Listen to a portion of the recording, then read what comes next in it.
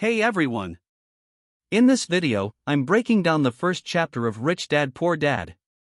It's all about how the rich think differently about money. They don't work for cash, they make money work for them.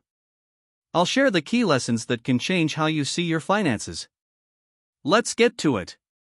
In Chapter 1 of Rich Dad Poor Dad, Robert Kiyosaki introduces us to two dads, his biological father, the poor dad, and his friend's father, the rich dad. While Poor Dad valued a steady job and traditional education, Rich Dad taught an important lesson: the rich don't work for money, money works for them. This chapter challenges the common belief that hard work alone leads to wealth. Instead, it shows that building assets and making money work through smart investments is key. Rich Dad's unique method of paying Robert and his friend to work, then asking them to work for free, highlights the power of financial creativity and managing fear and desire. The core message is simple but profound. Financial success depends not on how much you earn but on how smartly your money works for you.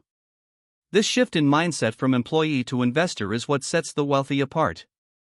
Remember, cultivating financial intelligence early can liberate you from living paycheck to paycheck and set you on the path to true independence. Subscribe the channel for more insights to your favorite books.